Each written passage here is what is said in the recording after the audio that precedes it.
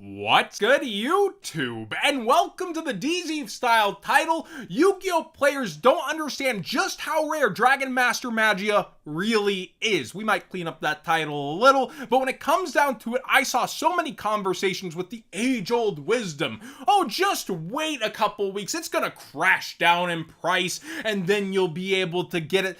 This is a quarter-century secret rare, and this is the only rarity this card is in. I'm not a financial advisor. I don't know the future of Yu-Gi-Oh! Card prices or where they'll go. In fact, I'm already wrong on this one. I thought that Monday would be the buyout. It would come down towards $380 about, and people would buy this up towards $650, $800, and then people would start listing, and it would enter that unpredictable price cycle of, will it get bought out again already?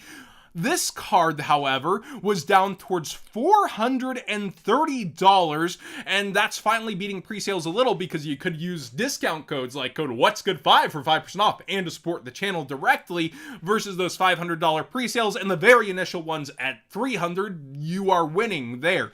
But when it comes down to it, this is the lowest price before it spikes back up towards $485. It's going off platform. Very few lists are still at this price before it quickly goes up towards $600, and eBay is similar. So this card, what's so special about it? It's two of the most iconic monsters. The art is really cool, and again, it only comes in this rarity. It is a fan favorite archetype, but not one that's going to be taking over the metagame. We cover so often on this channel that casual doesn't mean broke. Look at Legendary Duelist and how Ancient Gear Fusion at one point was $60 because people wanted the only access version, and other cards in there that are anime-esque cards from not as iconic of places, and Blue Eyes has a huge fan base for both collections as well as playing. I feel like people also don't understand how actually easy this is, which is still a little difficult to pull off. Blue Eyes Ultimate Dragon? How are you going to get that? Well, you could dump it to the grave and cheese it out. That's true.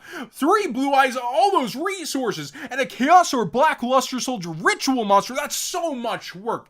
Well, thanks to this Blue Eyes Ultimate Dragon piece, you can use a fusion substitute monster in place there. The restriction is must be fusion summoned, not must be fusion summoned with the correct materials. This was in recent metagames. I don't get why a lot of people's discussions are leaving stuff like this out. Illusion of Chaos is a pretty easy access. This is the highest rarity version. You can get this for like a couple of bucks, I believe. But Illusion of Chaos is a very easy ritual. That's the right blue ritual, not links, that you'll be able to get into your hand with ease. So when it comes down to all of this, I feel like people are underestimating the summon ability of this. It's not going to take over the metagame or anything, but it is a triple negation card where they have to, have either 2 monsters or 2 spells to deal with this all at once, because it can negate a monster spell or trap, and it can do each of those once per turn, and then it floats on top of this. The art's so nice. The card looks better than I want it to for the rarity. The gray into purple into gray and purple inside, if you've seen the card actually shine, looks so good versus the silvers of the neck. It is a masterclass in how to actually do this rarity. And I really don't want to hype this up, but when people don't understand how hard it is to pull, you are averaging 3 quarter-century secret rares per case. So you might get lucky in C4, and that can skew numbers a little, but it's an average of 3. And you have 25 different 25ths within this set, unlike a core set. And it being in a side set, where you are going to see way less of this actually purchased by stores and opened than a core set, you are looking at a much harder to find card. But let's go for the boxes, right? So we have 25 different 25ths. You got 3 per case. You're going to take 8.33 repeating cases to see them all. 100 booster boxes. That is wild to me that it's going to take that in order to get to see one of these on average, just to see the light of day. You want to know the comparable card, in my opinion, 10,000 Dragon, which is its own rarity, it's its own thing, it's Chaos Dragon and a fountain pen. Woo! That metaphor isn't, on all Yu-Gi-Oh! Players' minds. In fact, a lot of people didn't know this was Chaos Emperor Dragon. They were comparing it to other dragons. It got bought out also in the opening weeks. It got bought out to 2,000 by Japanese collectors/investors, and granted, this was during the card boom.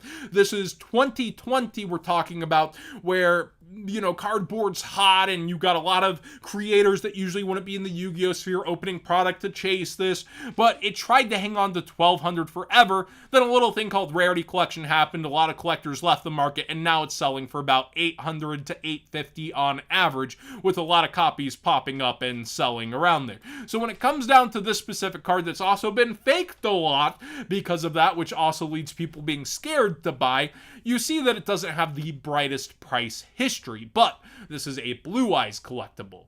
This is something that people probably are going to actually be playing in casual builds and also putting in their binder to collect and flex with.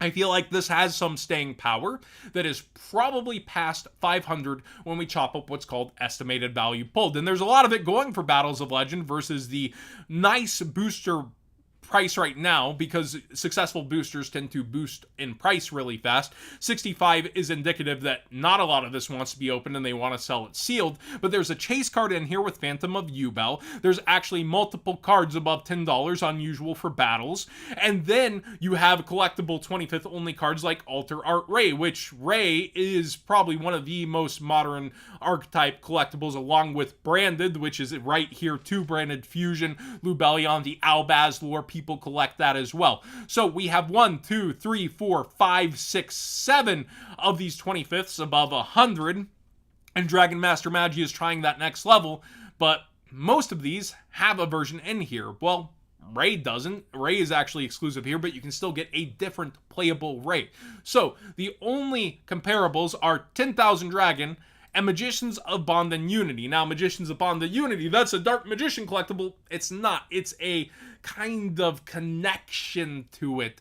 But if you came from the DM Boomer era, you want to play Dark Magician cards, you see this, you're like, kind of cool, but that's not Dark Magician Girl, that's not Dark Magician, they're magicians.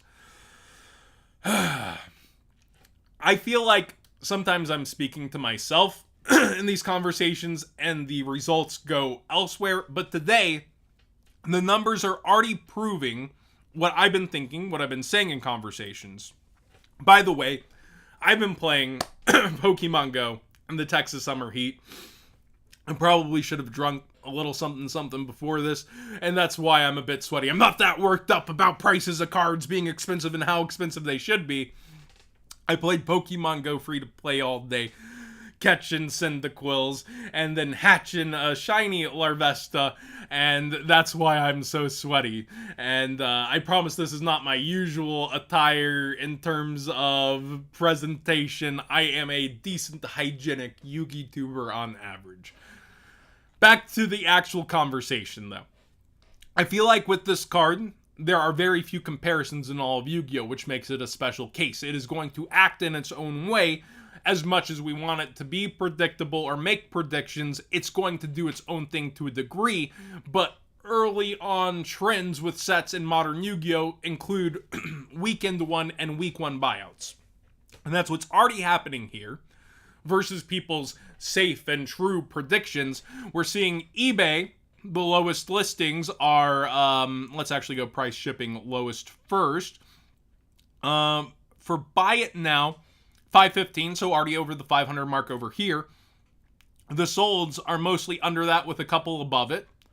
So it's going about the same direction on eBay as TCG Player, which are the biggest two American markets.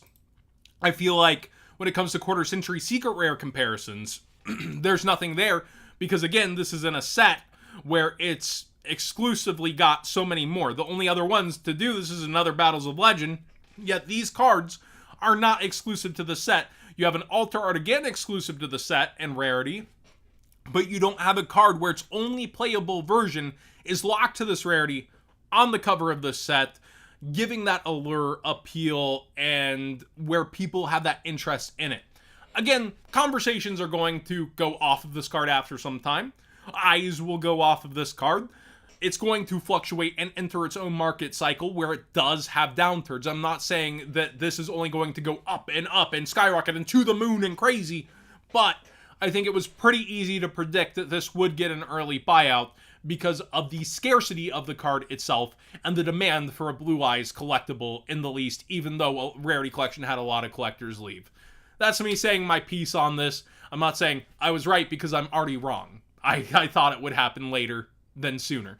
Thanks for watching today's video, though, and please subscribe if you enjoy these conversations. I felt like a deep dive was needed for this one specific card, though.